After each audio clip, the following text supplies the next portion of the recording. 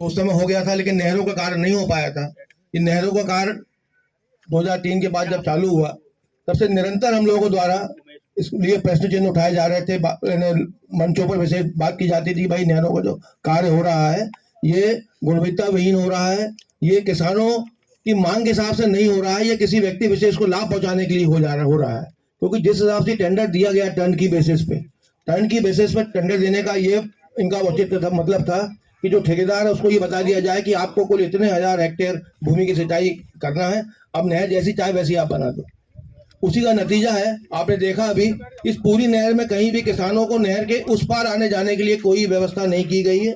यहाँ जो पाइप डले हुए हैं वो भी हमारे गांव के सरपंच राम कुमार भैया ये सामने खड़े हैं, इन्होंने अपने पैसे से वो पाइप ला के डाले, तब जाके वो पाइप डल के कुछ क्षेत्र के लिए व्यवस्था हो गई। बाकी पूरी नहर में कहीं भी यदि किसानों को जाना है तो पूरी नहर क्रॉस करके आना पड़ेगा, या फिर पानी में से निकल के जाओ, निकल के आओ।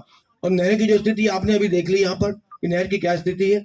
हमने 11 तारीख को हम लोग यहाँ घर घर चलो अभियान के तहत भोमा खेड़ा में आए थे। यहाँ के हमारे किसान भाइयों ने जब हमें अपनी यहाँ पीड़ा बताई, हम लोगों ने इसका मुआयना किया। उसके बाद हमने जिला कांग्रेस की तरफ से मुख्य सतर्कता जो अपने जो मुख्य तकनीकी परीक्षा विजिलेंस सतर्कता जो इनके जो निर्माण कार्यों के होते हैं सिटी, उनको प्रमुख अभियंता सिंचाई विभाग, प्रमुख सचिव सिंचाई विभाग के मंत्री, मुख्य अभियंता सिवनी, अधीक्षण यंत्री सिवनी, सबको हमने पत्र द्वारा वो जो वीडियो बनाया था उसके द्वारा और ईमेल द्वारा ये पूरी यहाँ की जो शिकायत वो भेज दी है। क्योंकि शासन उन लोगों का है और उनके शासन में मैं नहीं समझता कि हमारे को उतनी ज्यादा तवज्जो हमारी बात पे दी जाएगी या ये बोल के छोड़ दिया जाएगा। क्योंकि हमें ये बताया गया था कि कुछ दिन पहले विधायक जी भी यहाँ आए थे। फिर हम कौन भैया विधायक जी आए थे यहाँ पे नहीं आए विधायक, हाँ नहर पे गए थे ना, तो नहर तो पूरी एक सी आपने देख लिया। हाँ तो नहर तो पूरी एक सी, विधायक जी आए थे, अधिकारी ने मुझसे कहा साहब कि हमको तो विधायक जी आए थे और विधायक जी ने हमसे ऐसा कुछ नहीं कहा। तो ऐसा हो सकता है विधायक जी ने कुछ नहीं कहा हो, क्योंकि विधायक जी तो खवासा के टोल टैक्स में भी गए थे, पूरी रात वहां गुजारी थी उन्होंने, फिर भी कुछ नहीं हुआ था। तो इस तरह के जो काम होते हैं, लेकिन हमारा विधायक या हमारी पार्टी कहीं बैठती है, जैसे आपने देखा होगा कि टोल टैक्स रेलू अब हम लोगों ने आंदोलन किया, हमारे विधायक जी रात भर वहां बैठे, तो उसका कुछ नतीजा निकला, वो टोल टैक्स बंद हुआ। लेकिन वर्तमान जो भारतीय जनता पार्टी के विधायक और जो मंत्री नेता हैं, इनके पास कितनी शिकायत कर दो, इनके कानों में कोई जू नहीं रहती। और आज हमारा किसान इतना परेशान है। सबसे बड़ा मुद्दा जो हमने इसमें जो शिकायत इनकी की थी, हमने सीटी जो शिकायत की है उसमें हमने इनसे मांगा है कि जो कैनाल D3 बन रही है, इसमें आप हमें ये बताइए कि इसका जो एल सेक्शन जो एस्टीमेट जब आपने DPR बनाई थी उसमें एल सेक्शन क्या था और आज इसका एल सेक्शन क्या है।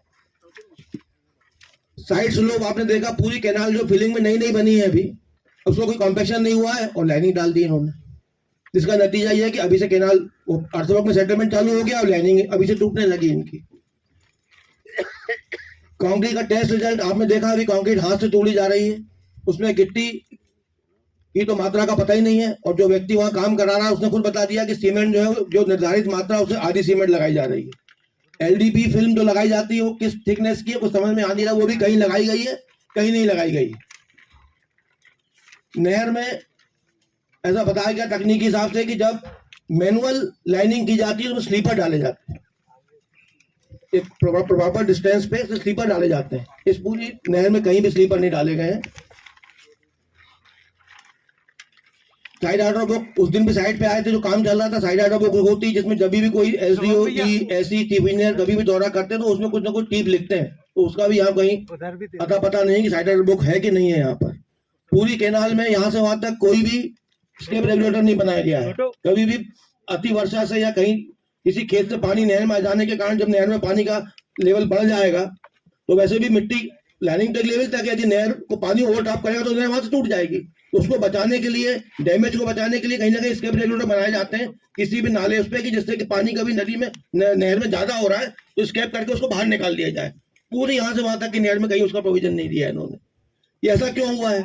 ऐसा इसलिए हुआ है कि आपने तो टर्न की बेसिस पे ठेकेदार को टेंडर दे दिया। अब ठेकेदार अपने मन से जहां चाह रहा है, जैसी चाह रहा है वैसी नहर बना रहा है। ना उससे किसानों को लाभ हो रहा है, ना जिनको पानी मिलना चाहिए उनको पानी मिल पाएगा। और अभी की स्थिति में जिस हिसाब से ये कैनाल अभी भी सीपेज हो रही है, तो कैनाल में जितना पानी बहाया जा रहा है आखिरी किसान तक पहुंचने के लिए, वो पानी यहीं बर्बाद हो जाएगा, आगे तक पानी पहुंचेगा ही नहीं वो। तो इन सब चीजों को मद्देनजर रखते हुए हम लोगों ने इस पूरे कार्य की शिकायत जहां तक हम कर सकते हैं वहां तक की है, और यदि इसका जवाब नहीं मिलेगा निश्चित रूप से इसके आगे भी हम लोग आंदोलन करेंगे, और जहां भी हमें उचित कार्रवाई करना होगी वहां तक जाएंगे इसके लिए। लेकिन हमें आप सबका बहुत इस मामले में सहयोग चाहिए इस मुद्दे को लेकर, क्योंकि जनहित का मामला है, हमारे जिले के किसानों का मामला है, क्योंकि हमारे जिले के किसान वैसे भी बहुत आशा के साथ इस नहर का इंतजार कर रहा था, कि बहुत उम्मीद थी कि उस नहर से आएगा, कम से कम तो हमारी खेती बढ़ेगी, हमारी आमदनी बढ़ेगी। लेकिन जिस तरह से नहर बनाई जा रही है तो मुझे नहीं लगता कि नहर साल 2 साल भी ठीक तरह से चल पाएगी। और सबसे बड़ी बात जो मुद्दा यह था कि जब अधीक्षण नीति से बात हुई तो उनका ये कहना था कि साहब 2 साल के लिए कैनाल का मेंटेनेंस ठेकेदार को करना है। तो मैं ये भी जानना चाहता हूँ कि इस इतने पैसा लगाकर इस नहर की आयु केवल 2 साल कैसे तय की गई, ये बहुत महत्वपूर्ण प्रश्न है। तो आज एक सड़क भी बनती है तो कम से कम 5 साल का मेंटेनेंस रहता है उसमें। हम अपना घर भी बनाते तो ऐसे 2 साल के मेंटेनेंस थोड़ा बनाते हैं मेंटेनेंस में, कि हम भाई घर हमने 5 साल 10 साल के लिए बनाया। आदमी घर बनाता है अपना तो पीढ़ी दर पीढ़ी गुजर जाती है उसमें, उस घर में रहता है वो आदमी। तो ये शासकीय इतना पैसा लगाने के बाद यदि 2 साल की आप उसकी जिंदगी या उसकी उम्र तय कर रहे हो तो किस बेस पे तय कर रहे हैं आप, ये बात भी सिंचाई विभाग को बताना पड़ेगी। मेरा एक सवाल